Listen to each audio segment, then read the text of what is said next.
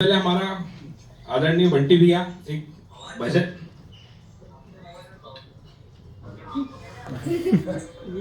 Mute करके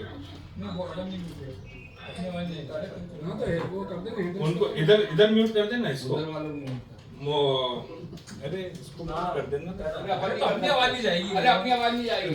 नहीं अपनी जाएगी अपनी जाएगी। ये स्पीकर म्यूट कर देना ये उनकी आवाज नहीं आएगी। करो हाथ हैंड रेस करना जो भी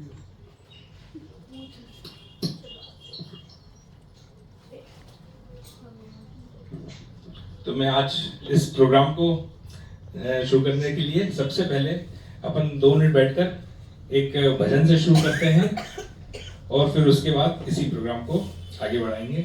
तो इस भजन के लिए लीड एंड फॉलो करेंगे। लीड करेंगे विजय जी बांगड़, वो स्टेज पर आए और एक प्यारा सा भजन लेकर हम सब फॉलो करेंगे।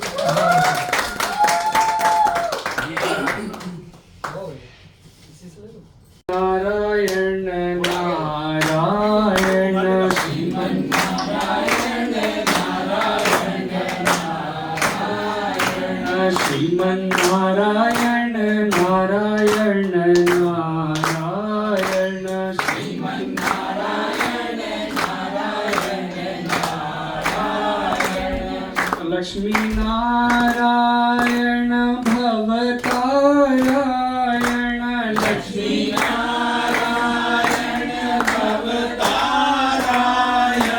श्रीमन नारायण नारायण नारायण श्रीमन नारायण नारायण नारायण ब्रह्मा नारायण विष्णु नारायण ब्रह्मा नारायण विष्णु नारायण ब्रह्मा नारायण नारायण विष्णु नारायण ब्रह्मा नारायण नारायण विष्णु नारायण श्रीमन नारायण नारायण नारायण श्रीमन नारायण नारायण नारायण चंद्र नारायण सूरज नारायण चंद्र नारायण सूरज नारायण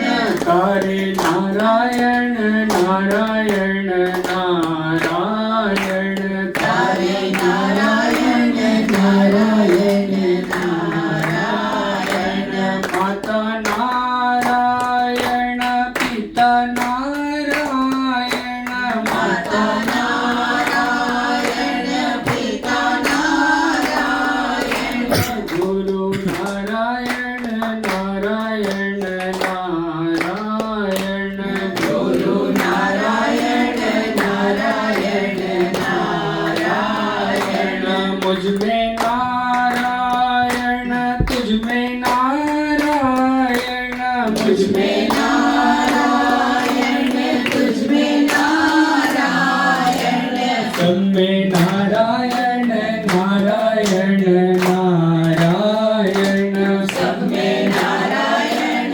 नारायण नारायण यहाँ नारायण वहाँ नारायण यहाँ नारायण वहाँ नारायण यहाँ देखो वहाँ नारायण नारायण जहाँ देखो वहाँ नारायण नारायण बद्री नारायण विष्णु नारायण बद्री नारायण विष्णु नारायण बद्री नारायण विष्णु नारायण बद्री नारायण विष्णु नारायण जहाँ देखो वहाँ नारायण नारायण जहाँ देखो वहाँ नारायण नारायण जहाँ देखो वहाँ नारायण नारायण जहाँ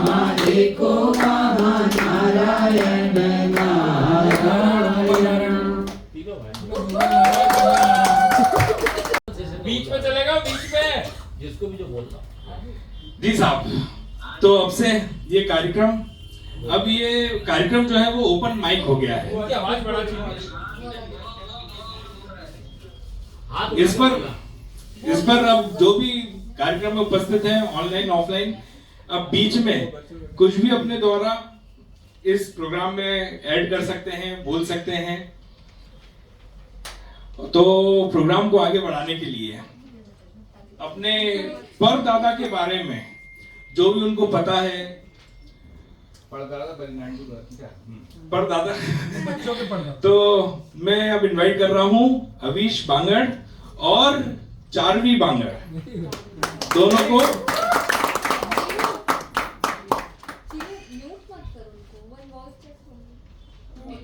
बहुत तेज बाइक मोटरसाइकिल चलाते थे। बाबूजी अगर आज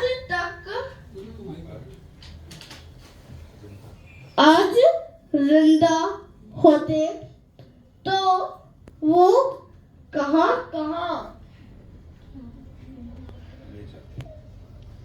ले जाते।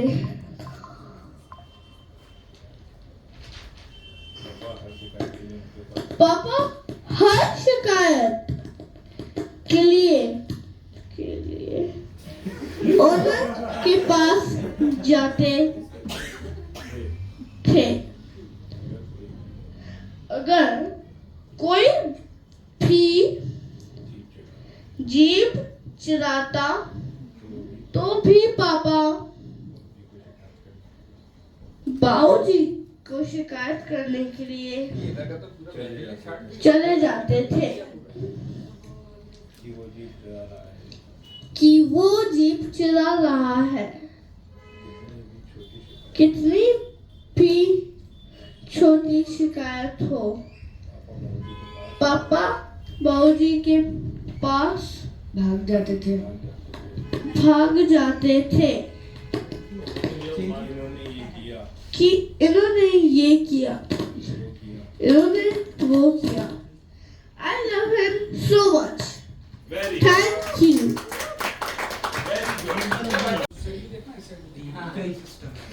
एक बार मैंने ब्लू ड्रेस पहनी थी, ब्लू फ्रॉक पहनी थी और मैं आई थी। दादा ने बोला हत्यारी मर जाएगी। तो मैंने बोला दादा अब जब भी मैं ब्लू ड्रेस पहनती तो आप ये क्यों बोलते हो? तब दादा ने मेरे को बताया था कि बाबूजी का जब बुआ ब्लू ड्रेस पहनती, ब्लू फ्रॉक पहनती थी, तब बाबूजी हमेशा उन्हें बुलाते थे हत्यारी मर जाएगी।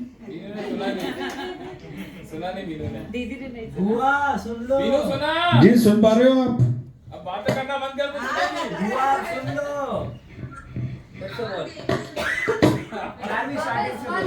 अरे एक स्पीड स्लो रख। जीनू क्यों नहीं आ रही आवाज? जा तो रही थी। Hello mute. मैंने बंद कुछ नहीं करा। अब आवाज आ रही है? बुआ आवाज आ रही है। तो बुआ इतनी देर से अरे वो बात कर रही थी। चल आगे बढ़। आवाज आ रही है। जब गेस्ट आते थे घर पे, तब बुआ जब ट्रे लेके जाती थी पानी भर के, तब बोलती कि ट्रे तो नहीं गिराएगी ना? तो बुआ बोलती नहीं गिराऊंगी। जैसे ही एक कदम रखती थी सारी भड़ ग्लास गिर जाती थी। अब आती है मजेदार बात। जब चाचा और पापा बुआ सब खेल रहे होते हैं और पापा और बुआ चाचा को जीप चढ़ा देते हैं, तो चाचा रोते जाते हैं तो उनको बोलते हैं रो मत, हम तुमको चॉकलेट खिला देते हैं। चॉकलेट खा के चुप होके जाते हैं बाबूजी के पास, बैठे रहते हैं। वो काम करते रहते हैं, 1 घंटा भले बैठे रहेंगे। उसके बाद उनको उंगली गड़ाते हैं। बाबूजी नहीं, क्या बोलते हैं? हाँ दादाजी उंगली गड़ाते हैं। तो जब वो बोलते हैं हाँ बोल क्या हुआ, तो वो बोलते हैं, रोना स्टार्ट हो जाता है और बोलते हैं मेरे को भैया ने जीप चढ़ाई, मेरे को दीदी ने जीप चढ़ाई, और इतना रोते हैं कि चुप ही नहीं होते हैं। फिर जाके बाबूजी लुंगी उठाते हैं और चलते भागे, बोले आदती उठा के भागते पापा के पीछे, बुआ के पीछे, बोलते हैं क्यों तूने गोलू को जीप चढ़ाई, आ जाए जरा। ऊपर से नीचे पूरे घर घूम भागते रहते थे पापा के पीछे। फिर पीछे से दादी चिल्लाती थी, अरे विशु बैठ जा, क्यों भगा रहा है बाबूजी को। फिर जब पापा रुक जाते थे तब खाते थे धड़ धड़। तब भी दादा को टच कर देता था मैं। फिर और खाता था मैं। Thank you. आप कुछ ऐड करना चाहोगे? तो उधर से हाथ ऊंचा हो रहा है। हाँ, क्या क्या आप कुछ बोलना चाह रहे थे? तो देखो, ऐसा है कि मैं और शीश हम बाबूजी को जानते नहीं है, वो बहुत पहले पास हो गए, पर हम अच्छा उनको बहुत किस्सों से जानते हैं। जो मम्मा ने, डॉक्टर मम्मा ने और विशु मामा ने भी हमको सिखाया थे, थोड़े से दिखाए थे। तो हम वो किस्से आपके साथ शेयर करना चाहते हैं। तो मैंने भी बोला क्या तो ठीक है। तो पहले शुरू ही किस्से ऐसे होता है कि मम्मा के हाथ में राम नहीं है। मम्मा के हाथ में राम नहीं है। राम मम्मा के हाथ में राम नहीं है। तो शुरू ये किस्सा शुरू ऐसे होता है कि बाबूजी बोलते हैं मम्मा को कि तू इस ट्रे को ऊपर ले जाना। और फिर मम्मा बोलती है हाँ ले जाऊंगी। उन्होंने बोला गिराना मत। फिर मम्मा बोलती है हाँ नहीं गिराऊंगी। फिर वो बोलता है अरे वंदता गिराना मत बाबा बोल रहा हूँ। वो बोलती है हाँ नहीं गिराऊंगी। जैसा ही पहला कदम रखा ये पूरा ट्रे गिर गया। मतलब क्या यार आपने एक काम दिया था। उसके बाद मम्मा को लगता है कि बाबूजी जो है वो डॉक्टर मामा को ज्यादा पसंद करते थे। डॉक्टर मामी हमने हमको यही समझाया था। वो डॉक्टर हमेशा जब कोई भी डॉक्टर मामा को जीप चढ़ाता था आई मीन सपने में भी तो भी वो बाबूजी को ब्लेम कर देते। डिस्टर्ब नहीं करो, कोई गलत नहीं बोल रहा। गुड। और उसके बाद मोनू भैया आपको कुछ बोलना है क्या? मोनू भैया, आयुष भैया, राठी बीच में जो बैठे हुए हैं म्यूट कर रखा है ना उनको, आवाज कैसे आई? आप कुछ बोल रहे थे क्या? मोनू भैया आप कुछ बोल रहे थे क्या? करना पड़ेगा। मोनू अनम्यूट करो, अनम्यूट। चाचा अनम्यूट करके बोलो। मोनू म्यूट हटाओ, म्यूट। आप लोग को मेरी आवाज आ रही है? हाँ तेरी आ रही है शुभ, तेरी आ रही है आवाज। शुभ तेरी आवाज बहुत अच्छी आ रही है। मोनू भैया आपका माइक और स्पीकर दोनों सेट करो। ऐसा लग रहा आसमान, ना तो आवाज आ रही है आपकी। ऐसा लग रहा आसमान से अवतरित हो रहा है बिल्कुल। चलिए अब अपन प्रोग्राम को ही आगे बढ़ाते हैं। हाँ तो बस एक लास्ट पॉइंट और बोल रहा हाँ शुभ। और बाबूजी ये भी कहते थे कि हमेशा ये कहते थे कि घर में उनका घर जो है वो राम लक्ष्मी भरत और शत्रुघ्न का, राम लक्ष्मी लक्ष्मण भरत और शत्रुघ्न का। नहीं बात ऐसा बोलते थे कि राम, मेरे घर में राम लक्ष्मण भरत शत्रुघ्न है और एक बहन है जो राम को भी नसीब होती है। ये तो बहन दोनों राम को तो वह अपने नसीब नहीं थी। वो अपने घर को ऐसे समझते थे कि उनके घर में राम लक्ष्मण भरत शत्रुघ्न और एक बहन। वो अपने जो ग्रैंड चिल्ड्रन थे उनको बहुत प्यार करते थे और अभी उनको पता नहीं कि वो कहाँ है, पर जहाँ भी है वो मेरे दिल में अभी भी।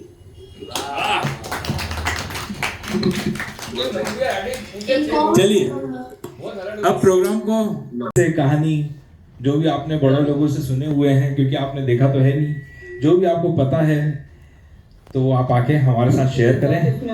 और इसमें जो जिसको भी बैठे हुए जिसको भी ऐड करना है, ऑनलाइन जिसको भी ऐड करना हो वो रोककर ऐड कर सकते हैं। बच्चों को आए सके गर्वी मंत्र ग्रंथ गीतांश और खूबी।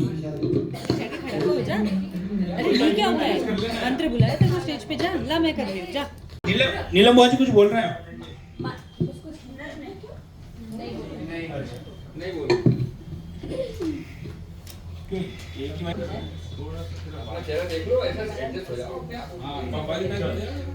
जैसे कि गोलचान ने बोला, हमने दादा को कभी देखा तो नहीं है, पर किस्से कहानियों से ही उनके बारे में बहुत ज़्यादा सीखने को मिला है।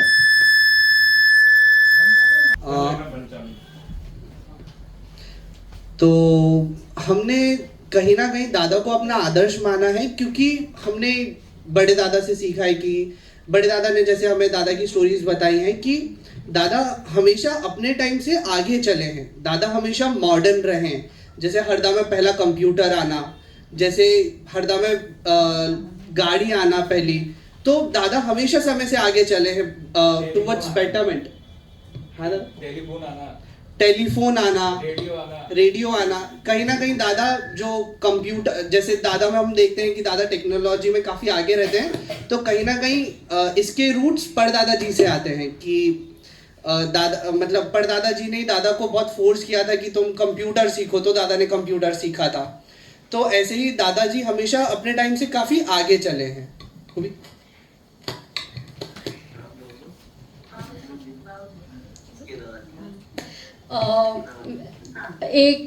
मैं दादा के साथ बैठी थी, बड़े दादा के साथ, तो दादा ने मुझे ये वाला किस्सा सुनाया था। जब अपनी फाइनेंशियल स्टेबिलिटी इतनी ज़्यादा नहीं थी और दोनों दादियाँ की जब शादी होके आए ही थे, तब बड़े दादाजी ने दोनों दादियों को बोला था कि उन्हें उनको कंडोरा बनवा के देना है। तो दादाजी ने दोनों दादी को बोल दिया था कि मैं तुम्हें कंडोरा बनवा के दूंगा। तो दोनों दादियों ने एक्साइटमेंट में या पता नहीं किस चीज़ में दोनों दादाओं को बता दिया। अब उस टाइम फाइनेंशियल स्टेबिलिटी तो इतनी थी नहीं, तो दोनों दादाओं ने मना कर दिया कि अभी कंडोरा नहीं बनेगा, क्योंकि जो भी फंड्स हैं वो अपन इन्वेस्ट करें XYZ। तो उस टाइम बड़े दादाजी से भी डांट पड़ गई दोनों दादी को कि इधर से भी गई उधर से भी गई, ना कंडोरा मिला ना, और उधर भी डांट पड़ गई। फिर थोड़े टाइम बाद जो बड़ी दादी जी की ज्वेलरी थी जो दोनों दादियों को चढ़ी थी शादी में, तो जब जो कड़ा चूड़ी थी, जब अब दोनों दादी को एक ही ज्वेलरी चढ़ी थी, क्योंकि अगेन फाइनेंशियल स्टेबिलिटी, जब और ज़्यादा अपनी फाइनेंशियल स्टेबिलिटी वीक होती जा रही थी, तो दादाजी ने वो जो रियल ज्वेलरी थी उसको धीरे से ले गए, उसकी डिक्टो फेक ज्वेलरी बनवा दी और उसे ले जाके तिजोरी में वापस रख दिया।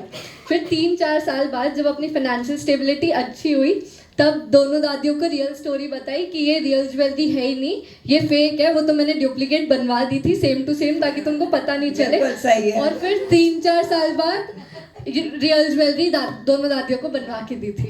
तो ये किस्सा एक मुझे पता था। किसने बनवाई थी? बड़े दादाजी ने।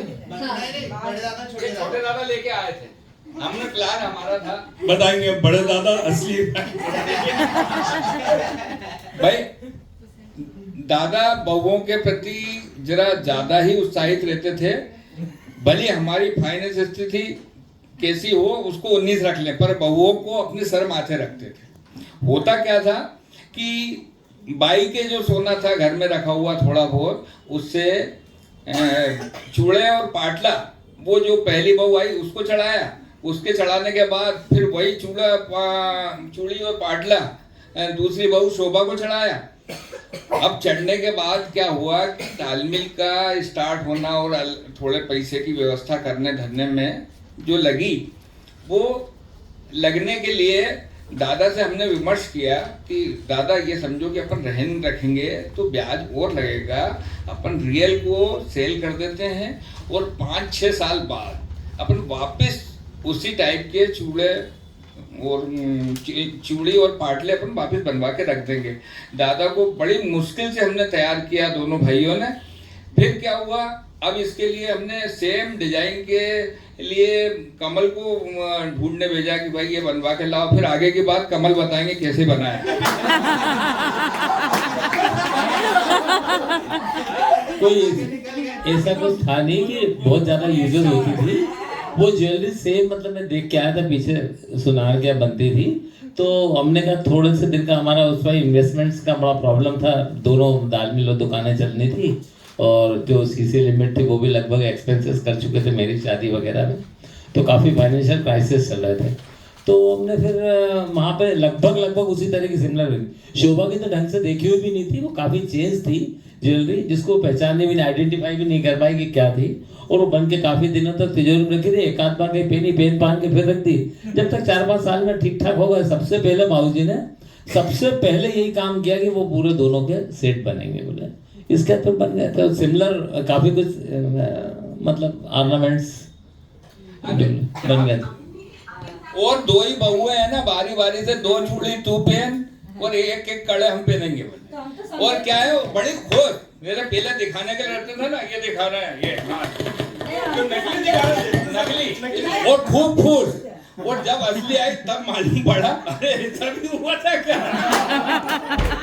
हम तो समझे भी नहीं थे कि नकली है, असली के पहनते हुए जाते थे। और जब बाबूजी ने बनवाई तो रुपए पूरे रखवाए, बोले अब मत बताना इन दोनों को, नहीं तो तुम मकान के पीछे पड़ी थी, बोले अब किसी को मत बताना कि रुपए रखे तुम्हारे पास में। और बोले कंडोरा भी उन्हें 13 तोला का बनवाया, बोले 1 तोला भी सोनी से बोल के आए थे, 1 तोला भी कोई कम करने आना तो 1 तोला कम मत करना, बल्कि और ये मंगलसूत्र दे के आई मैं, अंगूठी कान के और ये और दे के आ गए थे। बाबूजी बहुत खुश हुए कि बहुत अच्छा काम करा तूने, जो इतना और सोना दिया ये कि बनने के लिए। फिर पहन के एक चीज़ दिखाई उनको कि हार कैसा लग रहा है, कौन पे कौन सा अच्छा लग रहा है, ये लग रहा है वो लग रहा है, जलगांव से लेके आए। बहुत था बाबूजी को, बहुत ही ज़्यादा। तो चाचू ने मुझे ये किस्सा सुनाया था कि एक बार उज्जैन में एक कुंभ मेला लगा था, उसमें फ्री टैक्स वाली सनी मिल रही थी। तो दादाजी ने जब ये बात सुनी तो फ्री टैक्स वाली सनी, सनी स्कूटर 2 व्हीलर। तो दादाजी ने जब ये न्यूज़ सुनी तो ये दादाजी दोनों से जाकर बोलते हैं कि दोनों अकेले जाओ और उज्जैन में जाओ अकेले और लेकर आओ।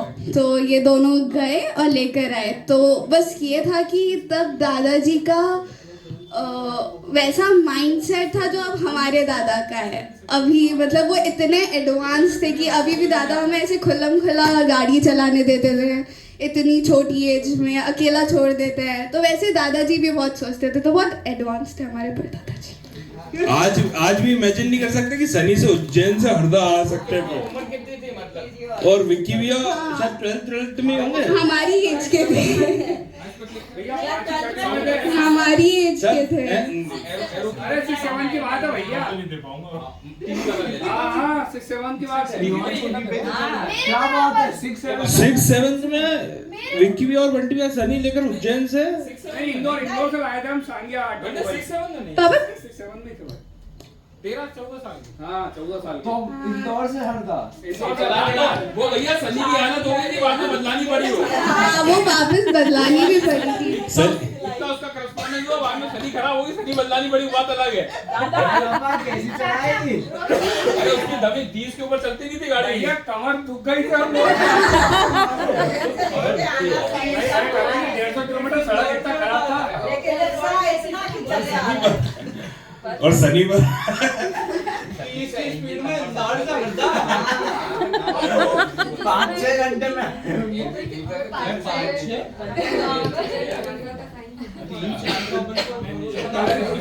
अच्छा हाँ जी, नेक्स्ट। तो जो पापा, दोनों दादा, दोनों बड़े पापा, चाचा सबसे किस्से सुने हैं, उससे ये बताया गया कि बाबूजी बहुत ज़्यादा एनर्जेटिक थे। जैसे अभी पहली बताया था कि पापा के पीछे पूरे घर में भागते थे, पापा पे मार पड़ती थी। तो ऐसे बाबूजी बहुत एनर्जेटिक थे। बाबूजी के पास कोई फॉर्मल डिग्री नहीं थी, फिर भी उन्होंने बहुत सारे केसेस लड़े, स्पेशली वो मंदिर वाला केस, और जीते भी हैं। बाबूजी को जो बच्चे पढ़ाई करते थे वो बहुत ही ज़्यादा पसंद है। बाबूजी की इंग्लिश बहुत अच्छी थी, उनकी राइटिंग भी बहुत अच्छी थी, उनके टाइम से बहुत ज़्यादा एडवांस थी। जैसे दीदी और गर्वी ने भी बताया, भैया ने भी बताया, एडवांस थे। तो बस यही। मेरी अगर कॉलेज खुला तो मेरा एडमिशन सबसे पहले हुआ था। अच्छा इतने उत्साही थे बाबूजी कि उन्होंने पहला एडमिशन मेरा कराया। अकेली लड़की क्या बात। हाँ तो बोलो। उसके बाद मैं बहुत जब अकेली लड़की थी सहेलियों को मैं लेके आई और कॉलेज में मेरे सर और मेरी सहेलियों से इतने प्रभावित और इतने खुश रहते थे बाबूजी कि उनकी खुशी नहीं समाती। जैसे पढ़ाई के लिए इस कदर से उनको था, शायद मैं उनके जितना उन्होंने सोचा था मैं उतनी नहीं पढ़ पाई, लेकिन उनकी बहुत आशाएं थी मुझसे। और भी बहुत सारी बातें जितनी मतलब उनने दिया है, वो बुद्धि और जो भी कुछ उनके पास थी सब बच्चों में ऐसी बांटी है कि बच्चे तब पीढ़ी दर पीढ़ी एक से एक निखरते जा रहे हैं। LLB करने इंदौर भेजा था, वो भी बता दो। हाँ भेजा था ना। पर वो आप उसकी जगह जिया जी से मिलती थी। ये तू बता दे।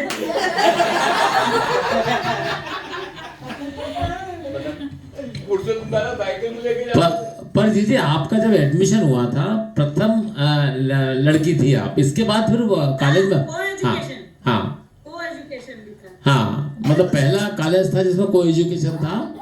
और हाँ और सर से इतने प्रभावित भी थे, सर लोग भी इतने प्रभावित थे। वो तो आज भी याद रखते हैं भी आते आपको। थे सर।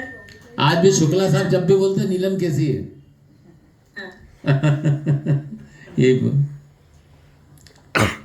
मेरे कॉलेज के किस्से हैं और बाबूजी ने इतना मतलब वो किया। कभी मेरी पढ़ाई के बारे में कोई बाधा नहीं थी। भाई को भी मतलब मेरे पढ़ने देने के लिए भाई को भी बोलते थे कि नहीं इसको काम नहीं कराना है, इसको पढ़ने देना है। तो मैं शायद उसका मैंने कुछ फायदा भी उठा लिया कि काम पढ़ाई का बहाने से काम से बचती रही। तो बचपन था लेकिन समझ आई तब तो भाई के साथ मेरे बहुत ज्यादा मतलब ऐसे थे रिलेशन जैसे एक सहेली जैसे। भाई भी बहुत किस्से अपनी शेयर करती थी। बाबूजी का एक डॉलर भाई का एक डॉलर था क्या बाबूजी थोड़े स्वभाव से तेज थे ना, तो बोले बाबू हमेशा कहते थे भाई तेज तो है बाबूजी लेकिन आदमी तो ऐसे ही होना चाहिए ना तो सूरज जैसा तपे। बिल्कुल सही है भाई बोलते थे। यदि आदमी में तेज नहीं है सूरज जैसा तो आदमी क्या वो सूरज जैसा तपने जैसा चाहिए ना। पर भाई को बाबूजी की क्वालिटी मतलब उनमें इतने तेज स्वभाव में उनकी क्वालिटी के लिए वो इतनी खुश रहती थी कि बाबूजी वास्तव में वकील तो थे, वकील जैसे ही थे, वकील ही थे। डिग्री नहीं थी तो क्या हुआ। डिग्री नहीं था पर पूरा गांव वकील साहब कह के पुकारता था। पूरा वकील से ही कहते थे। अब कुछ किस्से और याद आएंगे तो मैं बताऊंगा। नहीं आपको रिफ्रेशमेंट के लिए अलग से अलाउंस मिलता था, जुगल को कुछ नहीं मिलता था। आपको 4 साड़ी मिल जाती थी, मेरे को एक शर्ट में काम चलाते थे। आपसे कितना प्यार करते थे पढ़ाने के लिए कॉलेज भेजने के लिए। बादर के समोसे का फंड आपको ही मिलता था घर में भैया। हाँ डेली एक समोसा आपको कॉलेज में बादर के समोसे का। हाँ? वो पॉकेट मनी इतनी थी कि बस समोसे 1 महीने के चल जाते थे। एक समोसा आता था और जी लोधीपुरा से रोज साइकिल से आप लॉ कॉलेज गई है गुजराती एलोरा टाकिज के पास। बिल्कुल साइकिल से भी गई, सहेलियों के साथ भी गई। लोधीपुरा से एलोरा टाकिज के सामने गुजराती कॉलेज। हाँ साइकिल से गई। साइकिल से गई नहीं, पुरुषोत्तम दादा लेके जाता था। पुरुषोत्तम छोड़ता था। मेरे को मालूम है सारी पोल पट्टी और जब लेने जाता था 15 मिनट बाद ही मिलते थे। कहाँ रहती थी 15 मिनट बोलिए मैं किससे बात करती थी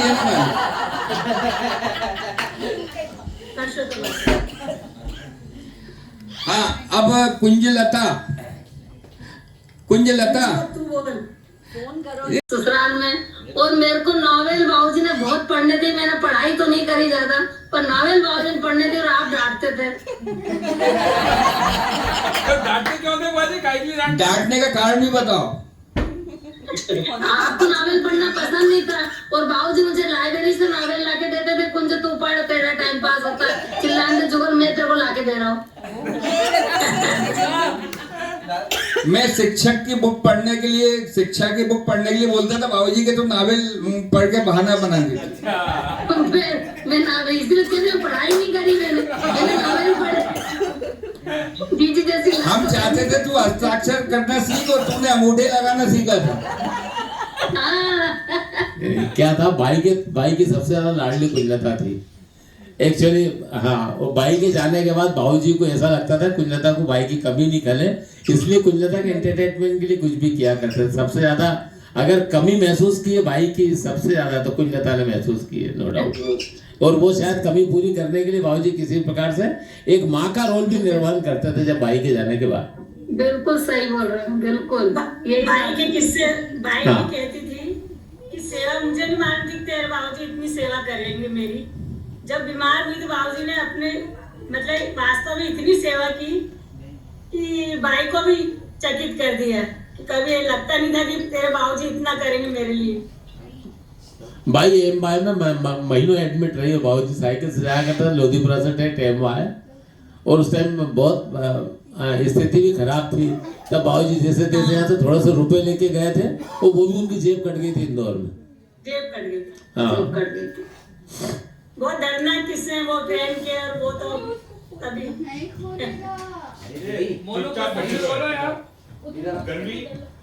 अरे भाई जितने दिन इंदौर भर्ती रही, जीजा जी कैलाश जीजा जी नित्य बाई के हालचाल पूछने जाते थे, और बाबूजी से पूछते थे आप काम मुझे बता दिया करो। ये मैंने देखा हमेशा।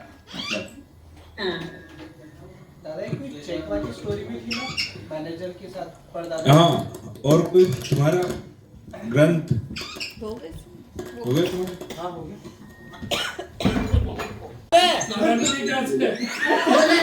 गोपाल भैया सादाली पिटवाई मुझे दादा के हाथ की। जीप चढ़ा के भग जाता था। क्या बोल रहे? जीप चढ़ा के भग जाते थे, और मैं दादा के पीछे ये पढ़ता था, दादा मुझे भी जीप दिखानी है। और मोनू भैया विशु भैया ने सब आंख बंद कर लेते थे कि हमने तो जीप चढ़ा दी, अब तुमने देखा ही नहीं। तो अब दादा ना पीछे पड़ते, तू देख आंख खोल, देख इसकी जीप देख। बहुत पिटवाई सबको, भैया दादा ने आँख खुलवा के इसकी जीप दिखवाई।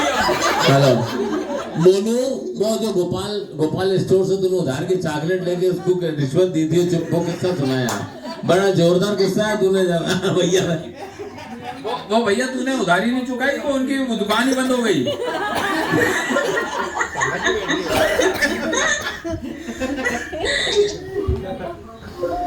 जी आप वो भी किस्सा सुना सकते हो कि बाबूजी अपनी बहुओं से बेहद प्यार करते थे, उसके पीछे हमें भी डांट पड़ जाती थी।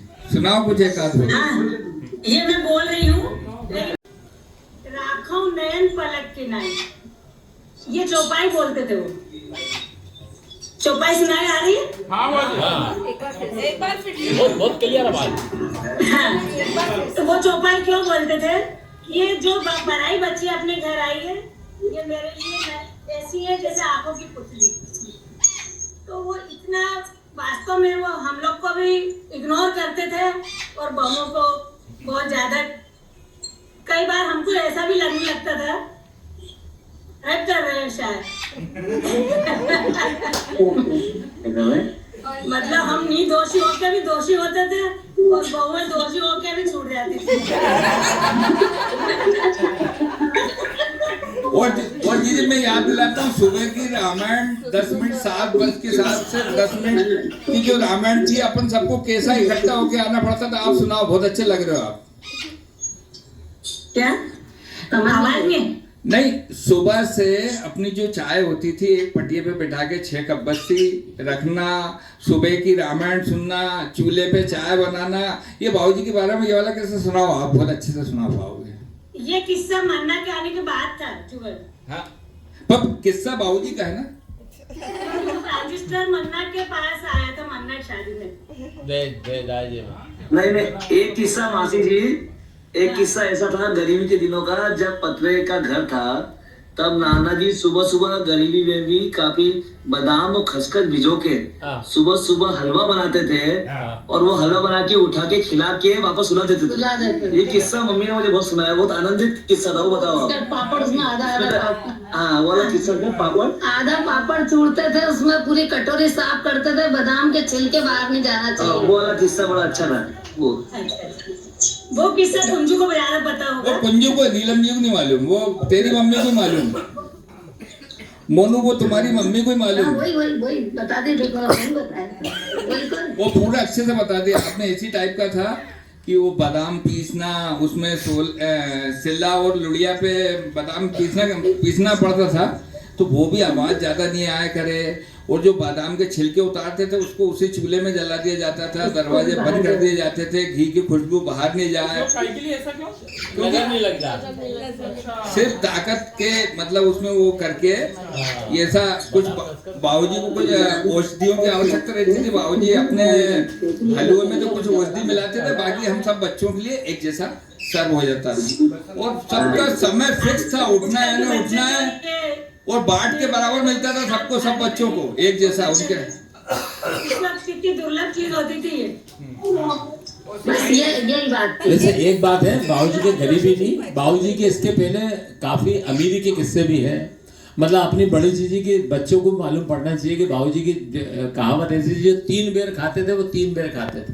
मतलब बाबूजी ने वो रईसी की है, बच्चों को मालूम पड़ना चाहिए। बड़ी बुआ जी की शादी ऐतिहासिक शादी हुई है कांटा फोड़ वाली की, तो सबसे सेठ, मतलब किसी का मंडप इतना बड़ा हरदा शहर में नहीं मिला था, ये सामने का पूरा रोड ब्लॉक कर दिया गया था स्पेशल परमिशन लेके, और बाबूजी की तूती बोलती थी उस समय। और उस समय केटरिंग तो आज चलती है, उस जमाने में इंदौर की प्रसिद्ध होटल थी जो बाबूजी के ससुराल पक्ष के थे, मुरलीधर जी काबरा साहब, उनकी हरदा में 8 दिन रुके थे, और पूरी केटरिंग उनकी थी। राजन होटल वाले, मतलब राजन होटल वाले मुरलीधर जी काबरा की केटरिंग थी, वो पूरी उन्होंने उस समय बाबूजी की बहुत रईसी थी। मतलब हरदा के अंदर, हरदा के बाबूजी के शौक कैसे थे, लगभग हरदा में इलेक्ट्रिसिटी सप्लाई सन 1918 में हुई, अपने लगभग इलेक्ट्रिसिटी सर्वप्रथम अपने आई। बाबूजी ने बाइक, उस समय मोटर नहीं चलती थी, सबसे पहले मोटरसाइकिल से अपने आई है। अपने टेलीफोन नंबर फर्स्ट सीरियल 1 2 3 4 5 6 अपने 8 नंबर था। शुरू के 4-6 नंबर तो सरकारी मिशनरीज के पास जाते थे, 8 नंबर टेलीफोन अपने पास था। और आज मंडी में भी बाबूजी की मैं शॉर्ट में सुना रहा हूँ, इस कदर की परचेज रहती थी कि अगर दादा अगर लेट हो गए मतलब मंडी जाने में, तो पूरे हजारों किसान खड़े रहते थे, भाव नहीं होने देते, बाबूजी से मंडी खुलती थी कि हमारी क्राफ्ट का उचित मूल्य उनसे ही मिलेगा। बाबूजी की इतनी दादागिरी थी, रात को 12-12 बजे तक उनके लिए बैंक भी ओपन होती थी। यस, कभी रेयर हो गया। और उस जमाने में उन्होंने बॉम्बे का व्यापार किया, जो कोई बहुत कम ट्रेडर्स करते थे। पूरी मंडी के अंदर उस टाइम पूरा व्यापार ट्रेन से होता था, वेगन से होता था। तो बाबूजी की उस टाइम इंग्लिश के करस्पॉन्डेंट सब अंग्रेज सरकार इमीडिएट थी, तो बहुत सारे सब अंग्रेज ऑफिसर थे। हरदा मंडी के जितने व्यापारी थे, कोई भी इंग्लिश वगैरह में टॉक नहीं कर सकते थे, फॉर्म भरना करना, भेजने भेजना, उनका पूरा ट्रांसशिपमेंट बाबूजी किया करते थे। कि बाबूजी एकमात्र इंग्लिश के ज्ञाता थे, बहुत बढ़िया। इंग्लिश, हिंदी, संस्कृत, 5 भाषाओं का उनको काफी ना। बहुत सारे कार्ड लिखते थे, राइटिंग कितनी सुंदर थी बाबूजी। और बॉम्बे उन्होंने अपना काम सीखा, इंदौर ऐसा, मतलब वही दो, और वो का वही उन्होंने वापस इतना देखा कि बड़े दादा और हम एक बाहर जाने के लिए हमारे पास एक पेंट हुआ करता था।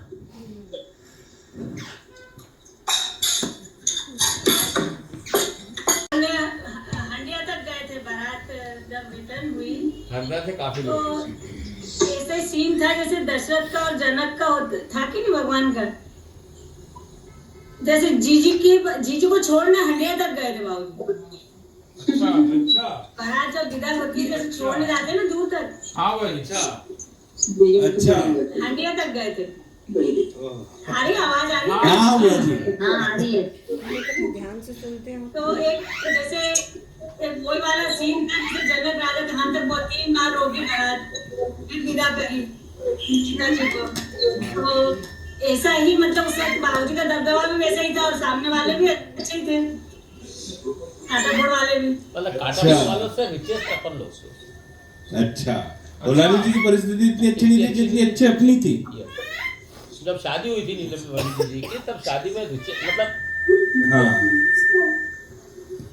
ऐसा क्यों नीलम जी ऐसा बोलती थी भाई, कि हकीकत बात है ये क्या, कि कांटाफोड़ वालों की परिस्थिति से अपनी परिस्थिति बहुत अच्छी थी फाइनेंशियली, जब जीजी की शादी हुई थी तब।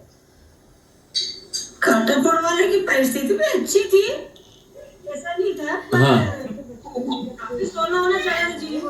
हाँ अच्छा, मतलब अपनी भी परिस्थिति उस समय इतनी साउंड थी है ना? जब भी 100 तोला सोना चाहिए था। 100 तोला?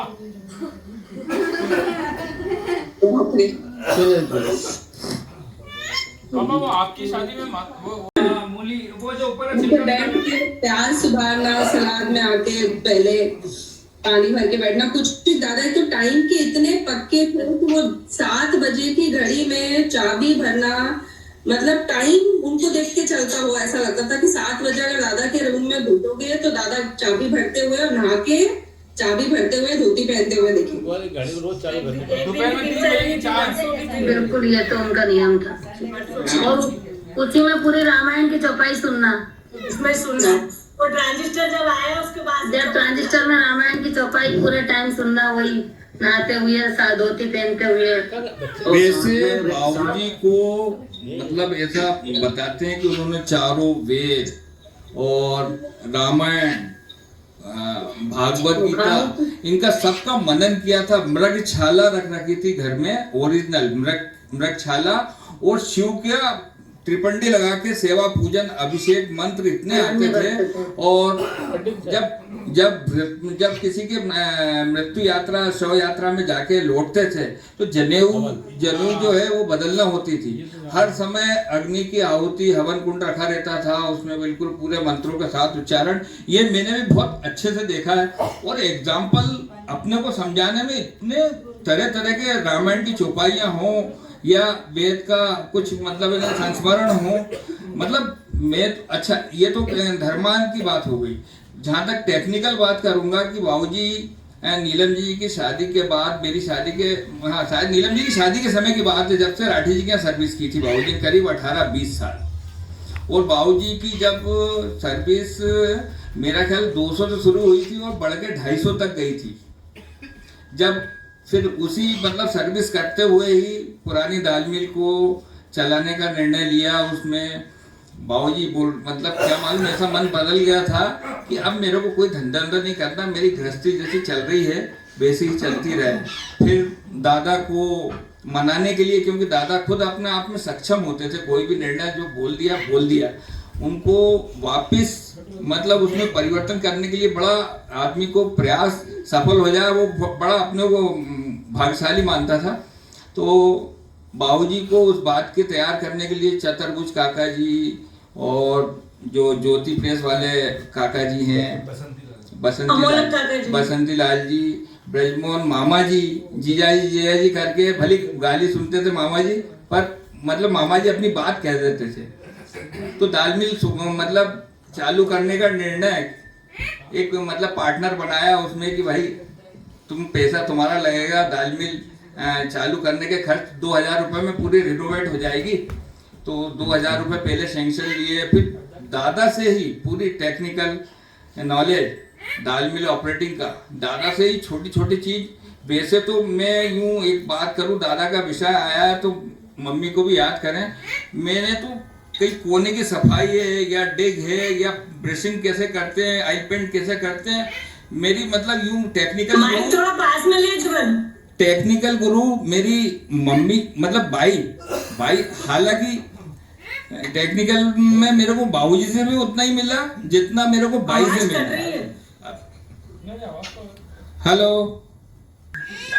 तो भाई से भी बहुत टेक्निकल नॉलेज, जैसे कहीं घट्टी बनाना है, कहीं पेड़ी छपाना है, कहीं कवेलू छापना है, कहीं नीपना है, खड़िया से पोतना है, रामरन ही चौके में पोती जाती है, खड़िया बहा देती है, खड़िया की जात धोबी होती है और उसकी ये ब्राह्मण कहलाती है रामरस। इतनी बातों का जानकारी ये सब भाइयों से मिली मेरे को, ठीक भी क्या ये भाइयों से मिली। और जहाँ तक इंजीनियरिंग वाली जानकारी है मेरे से बाबूजी से एक मिली है, मतलब मैं बता नहीं सकता कि मतलब है तो अपन उनकी संतान, पर उनके द्वारा जो डेवलप किया गया उसमें बाबूजी और भाई का बहुत योगदान है।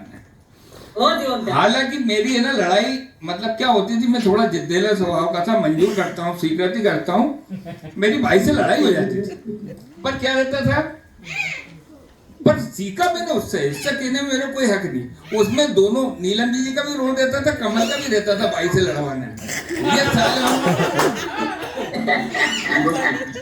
ये दोनों से पीछे शिकायत करते थे और भाई फिर तुरंत जा तो नीलम, जा तो कमल। ज्ञान के प्रति कम नहीं होता है, सबको समान आंखों से देखा जाता है। पर क्या है कि ट्रीटमेंट अलग किसको कैसा देना ये माँ बाप ही महसूस करते हैं कि नीलम को कैसा देना है, जुगल को कैसा देना है, कमल को कैसा देना है। ये महसूस जब हम माँ बाप बनते हैं तब एहसास होता है इस बात का। मैं ये वाला बना दूंगा पर ये वाला काम लाना पड़ेगा, शर्त के साथ काम करता था मेरे जीवन में। पर इंजीनियरिंग वर्क जो है बाबूजी ने प्लंजर क्या है, नोजल एक्सेट्रा, मतलब बहुत कितना मेरे को मिला बाबूजी से भी बहुत इस मामले में मिला है। ये मतलब माँ बाप की यादें कभी मतलब कम तो नहीं की जा सकती, टुकड़े टुकड़े में याद जरूर की जा सकती है। मामा जी आगे बात तो फिसल गई है ना। हाँ मोनू भैया, मतलब नातियों में मैंने सुना है कि बिरजू भैया से विशेष प्रेम था शुरू से। तो कुछ उसके किस्से सुनाइए मामा जी, बड़ा मामा जी, शैलेश भैया से कम पहले से, मतलब बिरजू भैया से विशेष था। बिरजू को हरदा रखा, मतलब कोई बहुत बढ़िया परिस्थिति नहीं थी अपनी, पर सब आनंद से रहते थे। हमने मतलब सब बहन भाइयों ने गरीबी में भी इतने आनंद लूटे हमको, मतलब आनंद में आज भी हमको मतलब ये आनंद आप पैसों से उसकी तुलना नहीं होती। मतलब बिल्कुल सही बात। हाँ, बहुत आनंद लूटा। वो कोई पैसा तो क्या है बिरजू को यहाँ तुम्हारी आवाज कट रही है तो बोल मत। हैं तुम्हारी आवाज आ रही, कट रही है तो सेंड करो, तुम्हारा नेटवर्क खराब। बिरजू सेठ को यहाँ हरदा रखने का निर्णय लिया गया। अब बिरजू भी क्या है, उस्ताद पहले से थे बहुत। अब उनको कोई भी काम क्या है क्या नहीं है ना, जैसे मतलब दादा को अपने पोतों से प्यार रहा है वैसा ही है ना नातियों से प्यार। गर्मी और बढ़ के लगा। अब उस नातियों के प्यार में पहला नंबर लगा। हाँ कि जो उनके पोते थे वो नाती थे नहीं। देख क्या रहता है बेटा, देख मैं तेरे को बात बताता हूँ। अच्छा अब सुन बात बताता हूँ मुझे को। इसका कारण क्या है, इसका कारण क्या है, तूने पहली बार कोई बाइक लाया होगा, उसमें तेरे को जितनी खुशी हुई होगी अब आने वाली कारों में भी तेरे को उतनी खुशी नहीं होती। तो ऐसा क्या बिरजू उस परिवार का पहला नाती था। बिरजू शीला बहुत, फिर मतलब यानी और नातिन में शीला थी। ठीक, तो मामा जी आपके लिए शैलेश भैया से ज्यादा प्रिय फिर मैं क्यों? तो पहली बार की बात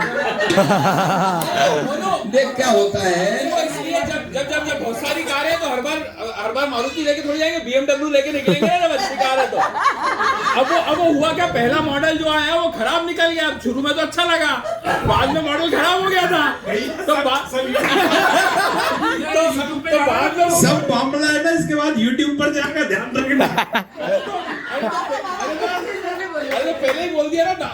अरे भाई गाड़ी कितनी भी ले लो पर जो मजा ग्लॉस्टर में घूमने का वो किसी और में थोड़ी। ऐसे हमारे ग्लॉस्टर आपको नहीं, ज्यादा बिरजू क्या करेंगे। अरे बुआ जी ज्यादा से ज्यादा बिरजू क्या करेंगे, टांग तोड़ेंगे ना, यूं टूटी हुई है।